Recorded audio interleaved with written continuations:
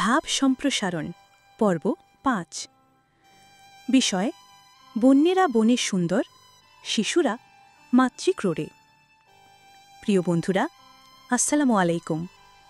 তোমরা সবাই কেমন আছো? আশা করি ভালো আছো এবং মন দিয়ে পড়াশোনা চালিয়ে যাচ্ছ। তোমাদের জন্য আমরা শুরু করেছি বাংলা ব্যাকরণের একটি গুরুত্বপূর্ণ ধারাবাহিক পাঠ, ভাব সম্প্রসারণ। যারা আগের পর্বগুলো মিস করেছ তারা অবশ্যই দেখে নিও, কারণ প্রতিটি ভিডিওতে থাকছে পরীক্ষায় ভালো করার জন্য প্রয়োজনীয় নির্ভরযোগ্য গাইডলাইন এবং সহজ ব্যাখ্যা। আজকের পর্বে আমরা আলোচনা করব একটি অর্থবহ, গভীর ও বাস্তব ভিত্তিক প্রবাদ। বন্যেরা বনে সুন্দর, শিশুরা মাতৃক্রোড়ে। অনেকেই ভাব সম্প্রসারণ মুখস্থ করে লেখে, কিন্তু এতে পূর্ণ নম্বর পাওয়া যায় না। কারণ ভাব সম্প্রসারণ মানে শুধুই লিখে ফেলা নয়, এটি হল মৌলিক চিন্তা, বস্তুনিষ্ঠ উদাহরণ এবং প্রবাদের গভীর তাৎপর্য তুলে ধরা। কেন এই বিষয়টি এত গুরুত্বপূর্ণ? এটি ষষ্ঠ থেকে দ্বাদশ শ্রেণী পর্যন্ত সকল শিক্ষার্থীর জন্য প্রয়োজনীয়, বিশেষ করে যারা এসএসসি, এইচএসসি, বিসিএস বা চাকরির পরীক্ষায় অংশ নিচ্ছে। সঠিকভাবে লিখলে এই অংশে পূর্ণ নম্বর পাওয়ার সম্ভাবনা অনেক বেশি। তাই আজকের পর্বটি মনোযোগ দিয়ে দেখো। যদি উপকারে লাগে তাহলে একটি লাইক দাও, মতামত জানাও কমেন্টে এবং বন্ধুদের সঙ্গে ভিডিওটি শেয়ার করতে ভুলো না। চলো শুরু করি আজকের শিক্ষামূলক আলোচনা। শামীমের পাঠশালার পক্ষ থেকে রইল শুভকামনা। ভাব সম্প্রসারণ লেখার নিয়মাবলী। ভাব বা প্রবাদটি ভালোভাবে বোঝো। প্রথমে প্রবাদ বা উক্তিটির অর্থ ও উদ্দেশ্য বোঝার চেষ্টা করো। বুঝে নিতে হবে এটি কোন বিষয়ের উপর ভিত্তি করে তৈরি। পরিশ্রম, শিক্ষা, সততা, সময় ইত্যাদি বুঝে নিতে হবে। ২. ভূমিকা দিয়ে শুরু করো। ২-৩ লাইনে বিষয়টির গুরুত্ব বা প্রাসঙ্গিকতা তুলে ধরো, যেন পাঠক সহজে ভাব সম্প্রসারিত বিষয়টির সঙ্গে পরিচিত হতে পারে। এক্ষেত্রে বন্যেরা বনে সুন্দর, শিশুরা মাতৃক্রোড়ে। এই ভাব সম্প্রসারণটির উদাহরণ হিসেবে বলা যায়, প্রাকৃতিক নিয়মে প্রতিটি জীব তার নিজের পরিবেশে, নিজের জায়গায় সবচেয়ে নিরাপদ ও স্বস্তিতে থাকে। যেমন বনের বন্যপ্রাণীরা প্রকৃতির মাঝে নিজের স্বাধীনতা ও সৌন্দর্য নিয়ে বেঁচে থাকে, তেমনি শিশুদের প্রকৃত স্থান হল তাদের মায়ের কোল, যেখানে তারা ভালোবাসা, নিরাপত্তা আর শান্তি পায়। এই প্রবাদ বাক্যটি আমাদের জীবনের এক অমোঘ সত্য প্রকাশ করে। ৩. মূল বক্তব্য উপস্থাপন করো।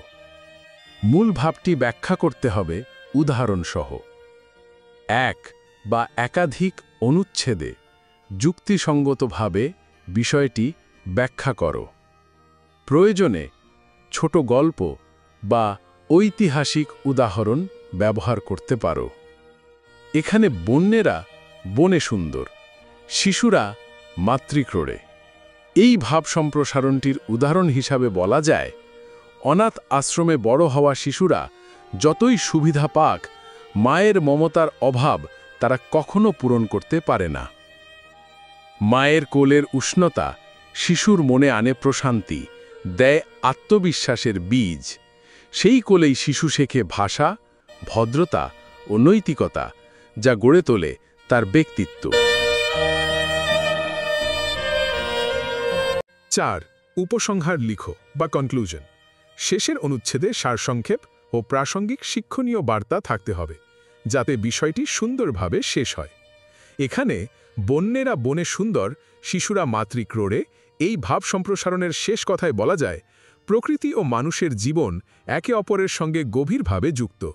প্রতিটি জীবের যেমন একটি নির্দিষ্ট পরিবেশে থাকার প্রয়োজন আছে, তেমনি শিশুর ক্ষেত্রেও মায়ের কোল সবচেয়ে নিরাপদ ও সুখের স্থান। তাই বলা যায়, বন্যেরা বনে সুন্দর, শিশুরা মাতৃক্রোড়ে। এই প্রবাদ শুধু একটি বাক্য নয়, বরং এটি জীবনের এক গভীর সত্য। সুন্দর ভাব সম্প্রসারণ লেখার জন্য টিপস। ১. সহজ ও প্রাঞ্জল ভাষা ব্যবহার করো। ২. ক্লিশে বা মুখস্থভাবে না লিখে নিজের ভাষায় প্রকাশ করো। 3. যথাসম্ভব উদাহরণ ও যুক্তি উপস্থাপন করো। 4. শুদ্ধ বানান ও ব্যাকরণ মেনে চলো। 5. 3 থেকে 5 অনুচ্ছেদের মধ্যে লেখাটি শেষ করো।